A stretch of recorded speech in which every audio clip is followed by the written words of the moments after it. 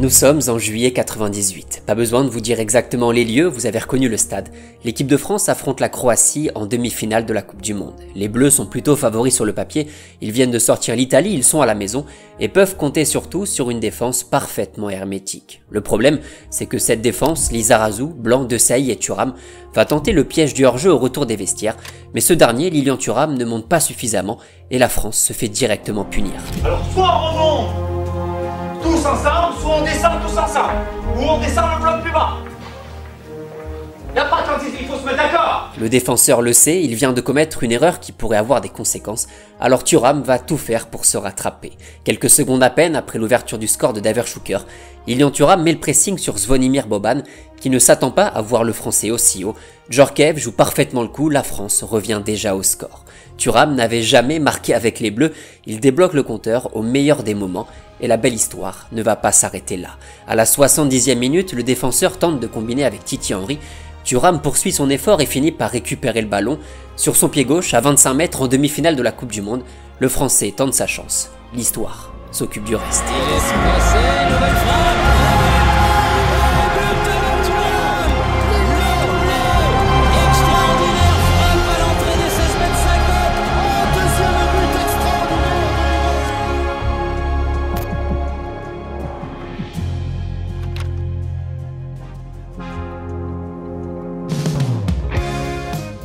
L'histoire de Lilian Thuram commence loin, très loin du Stade de France et de cette soirée du mercredi 8 juillet 98. À 7000 km de Paris, en Guadeloupe, le 1er janvier 72, naît le jeune Lilian qui rapidement se prend de passion pour le football. Quand sa mère décide de déménager en région parisienne, Thuram fait le tour des clubs de foot de sa région, à Bois-Colombes, à Fontainebleau, à Melun. L'adolescent est plutôt bon mais pas exceptionnel. T'étais bon à l'époque ou pas? Enfin, pour un gamin, je veux dire. J'étais super bon. Tu peux pas dire que t'es mauvais de toute façon, ça marche pas. Non, mais je veux dire, j'étais parmi plein d'autres jeunes. Bon, j'avais des qualités, mais bon, de là à dire que je suis devenu joueur de foot professionnel. Là-bas, il y découvre toute la concurrence de la région parisienne.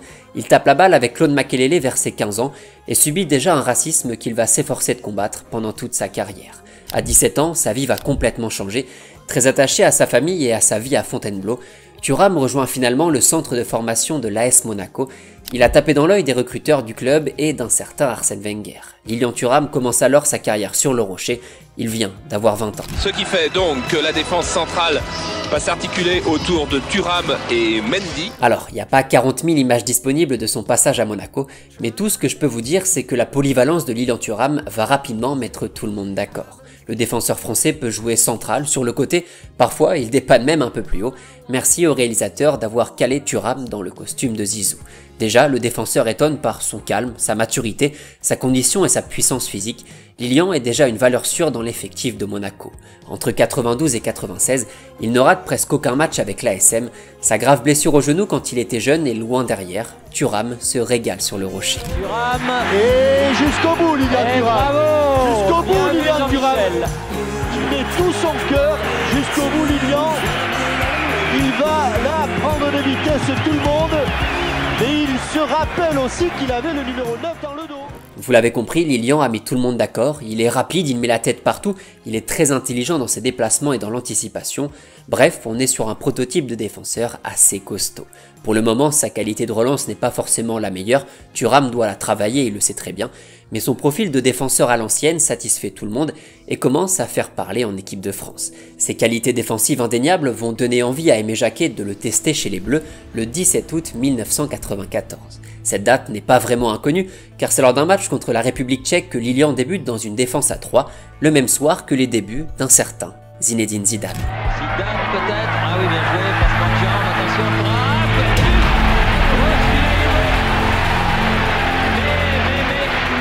ça vient tardivement, mais quel beau but. Derrière, dans l'ombre du nouveau numéro 10, Thuram sort un match un peu compliqué, il met une bonne savate à l'adversaire, mais ne gagne pas vraiment des points après quelques errances défensives. Bon, ça arrive, c'est pas très grave. Lilian va sagement attendre quelques mois avant de récupérer sa place sur le côté droit pour combler le niveau jugé insuffisant de Josla Angloma. Ce dernier, qui d'ailleurs est aussi originaire de Guadeloupe. Nous voilà donc en 1996, Thuram est passé titulaire indiscutable pendant l'Euro et surtout il rejoint l'équipe italienne de Parme dans ce qui est à l'époque le plus grand championnat du monde. Et autant vous dire que Lilian ne va pas vraiment là-bas pour faire du tourisme. En Italie, le défenseur s'installe parfaitement dans cette muraille défensive aux côtés de Fabio Cannavaro et de Gianluigi Buffon. Et quand je dis parfaitement, c'est peut-être bien plus que ça. Dès sa première année en Serie A, Lilian Thuram est élu comme étant le meilleur joueur étranger du championnat et selon France Football en 97, c'est lui le meilleur joueur français de l'année. Lilian est un joueur dur, mais dur dans le bon sens du terme, un très bon défenseur. Et puis on l'a vu maintenant, il s'est même à marquer des buts, donc c'est vrai que c'est un très grand joueur, certainement le meilleur défenseur d'Europe. À l'époque, l'effectif de Parme a de quoi faire rougir ses voisins, Crespo, Brolin, Chiesa, Cannavaro, Baggio, Thuram, Buffon, tout ça sous les ordres de Carlo Ancelotti. Forcément, la machine roule plutôt bien. Les jaunes et bleus peuvent même compter sur Alessandro Nista, c'est presque comme Nesta le défenseur, c'est juste que c'était un gardien. Lors de la saison 99, le club remporte la Coupe d'Italie, la Super Coupe d'Italie et surtout la Coupe UEFA lors d'une finale à sens unique contre l'Olympique de Marseille.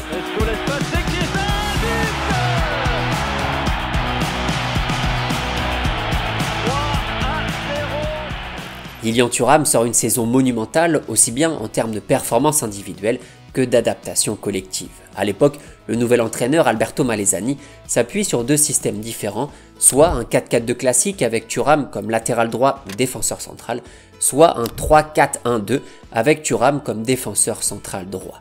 Dans les deux cas, le français est monstrueux et lors de ses 3 premières années à Parme, c'est chaque saison le joueur le plus utilisé par son entraîneur. O francês Lilian Thuram jogava. Outro jogador que, assim como Buffon, foi dos melhores da história da sua posição e que quando o time atuava em 4-4-2, ele jogava como lateral. Atuou em 53 partidas naquela temporada, números incríveis para defensor, destacando-se pela perfeição nos botes, roubadas de bola e na marcação pelo seu setor. Je vous montre quelques extraits de son passage à Parme lors de matchs contre l'AC Milan de George Weah et l'AS Roma de Francesco Totti. Ce n'est pas juste des extraits sortis d'une compilation plus longue, c'est vraiment un résumé de ces deux matchs en vis-à-vis face à deux des meilleurs joueurs de Serie A qui n'ont pas existé du tout face à Lilian Thuram. On le voit, le français ne fait que très peu d'erreurs, il joue sobrement, calmement, il met de l'intensité dans tout ce qu'il fait, il relance proprement sans jamais en faire trop. Si vous êtes latéral, sortez le cahier et prenez quelques notes. Prenez quelques épaules aussi pour claquer 2-3 coups de physique et empêcher votre adversaire de se mettre dans de bonnes dispositions. Contre Weah, Totti ou même contre le Brésilien Ronaldo, Thuram joue avec une sérénité assez déconcertante, le sourire pour bien finir le match après un bon gros sauvetage sur sa ligne. Le français est clairement au sommet de son art, il est en pleine confiance avec Parme, la suite logique de sa Coupe du Monde parfaite avec l'équipe de France. Ah bah là, il est où, c'est un magicien. Comme ça, il reste comme ça, tu regardes, plus de ballon, le ballon il est Car oui, il va falloir en parler, le Mondial 98, on a tous les mêmes images en tête, mais le meilleur français pendant toute la compétition, le plus régulier, le plus décisif, portait sûrement le numéro 15. D'ailleurs, quand la FIFA décide de remettre les trophées individuels après la Coupe du Monde, le podium est le suivant. Ronaldo est élu meilleur joueur du tournoi, suivi du Croate Davor Šuker et du Français Lilian Thuram. Au-delà de son doublé légendaire contre la Croatie et d'une célébration restée dans l'histoire, son tournoi en général est absolument fabuleux. Contre l'Arabie Saoudite ou le Paraguay, l'impression visuelle est même presque gênante. Thuram joue contre des enfants, il se balade sur son côté droit, met des gros coups de physique à tout le monde et tente de relancer à chaque fois. Je crois que Lilian Thuram a été l'image de cette équipe, c'est-à-dire de la générosité, du talent, et puis une envie folle de se surpasser et puis de renverser des situations. Thuram, héros ordinaire, entame un tour d'honneur, lui qui est cet homme de devoir comme les aime aimer, un leader discret. Contre l'Italie, que ce soit Vieri, Maldini, Inzaghi, Baggio ou Del Piero, le résultat est à chaque fois le même. Lilian Thuram est d'une propreté technique assez dingue pour un pilier défensif. Et même quand il fait n'importe quoi, ça marche, ou du moins au début de l'action. Son match contre la Squadra Azzurra en termes de volume de jeu est ahurissant, et que dire de sa finale face à la Seleção. Solide face au débordement de Roberto Carlos et aux appels incessants de Ronaldo, Thuram fait son match, il répond présent derrière et s'amuse face au virevoltant d'Enilson. Le Brésilien a beau tenter des passements de jambes dans le vide, Lilian en a absolument rien à cirer. Brésil ou pas, on bat les couilles, rien à foutre. Depuis l'Euro 96 et jusque la finale de l'Euro 2000, les Bleus profitent souvent de la même ligne défensive, Thuram, Blanc, Desailly, Lizarazu, un véritable mur qui a sécurisé l'équipe de France. Les chiffres sont clairs, Quand les 4 fantastiques sont alignés au coup d'envoi, entre le 19 juin 1996 à Newcastle et le 2 septembre 2000 à Saint-Denis, le total est le suivant, 28 matchs, 21 victoires, 7 matchs nuls, aucune défaite et seulement 13 buts encaissés. Je sais pas si on a le droit. Ça se dit ça, non? On peut le dire? Ok, voilà, c'était ça. Que je les aimais fort. Évidemment, la muraille défensive de l'équipe de France était bien aidée par tous les récupérateurs placés devant la défense, les Deschamps, les Petits, les Carambeu, les Vieira, etc.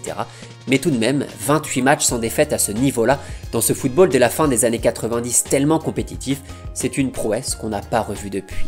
Après le mondial 98, Thuram a toujours été là, il a fait partie de l'aventure lors de l'Euro 2000 et la Confédération 2003, en ne ratant presque aucun match avec les Bleus. De 96 à 2008, il a toujours été là pour l'équipe de France, régulier, costaud, patron, il n'a pas manqué beaucoup de matchs, sauf un seul, contre l'Espagne lors de l'Euro 2000. J'en profite parce que c'est assez rare, mais Thuram s'est fait manger par Pedro Munitis, le français en rigole évidemment.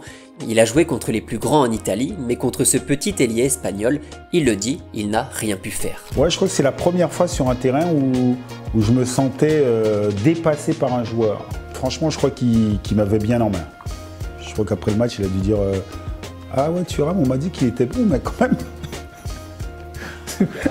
Ouais, c'est un calvaire. Après cette grande parenthèse équipe de France, nous voilà de retour en Italie. Nous sommes en 2001. À l'époque, la Juventus vient de vendre Zidane au Real Madrid. La vieille dame a pas mal d'argent à dépenser et envoie 35 millions d'euros sur Lilian Thuram. À l'époque, jamais un défenseur n'avait coûté aussi cher. La Juve reconstruit son effectif, Zidane, Inzaghi, Van der Sar et Kovacevic sont partis. Bienvenue à Pavel Nedved, Gianluigi Buffon, Marcelo Salas et donc le français Lilian Thuram qui récupère le numéro 21 laissé libre par Zizou. Directement, Thuram apporte toute son expérience défensive, sa présence physique, son calme.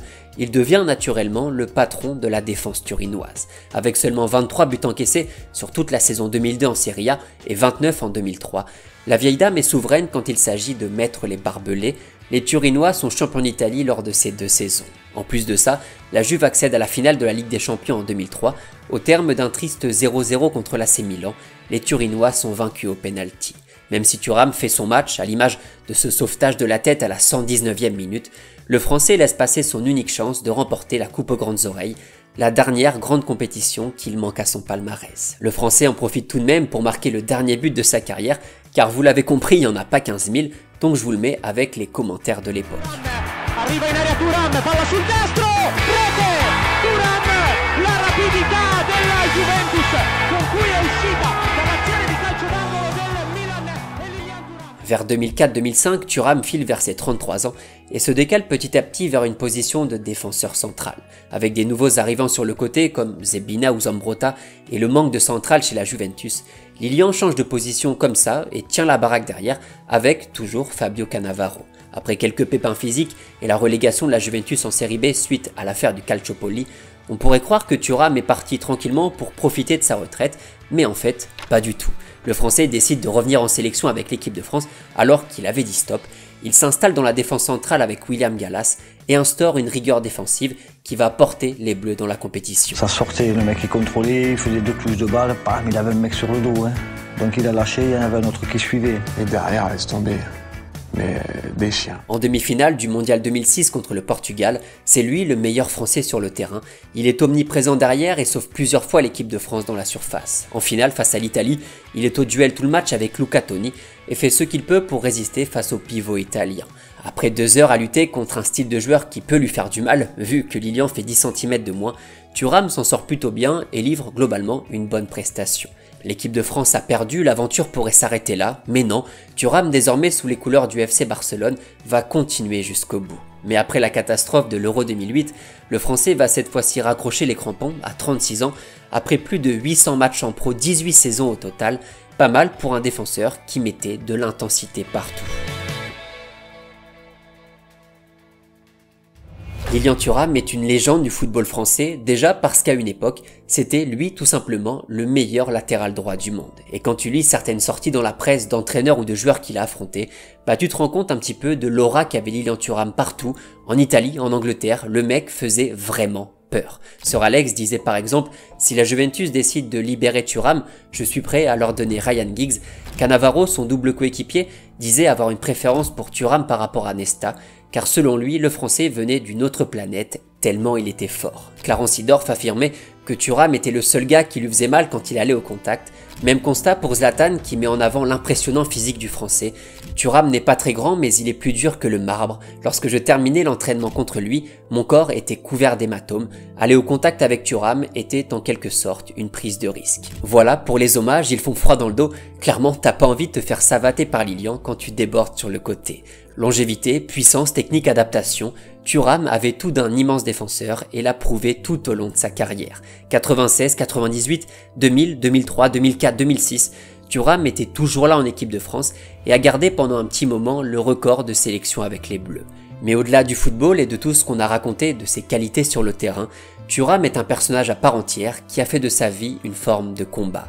Le défenseur a consacré une partie de sa carrière et de son après à lutter contre le racisme, l'homophobie, la haine, à divulguer des messages de paix et d'entraide un peu partout où il allait. Lilian Thuram, c'est un mec malin. Il dit jouer au foot, mais travailler à l'école. Le message, ce serait, comme je l'ai dit, c'est le respect de soi-même et le respect des autres.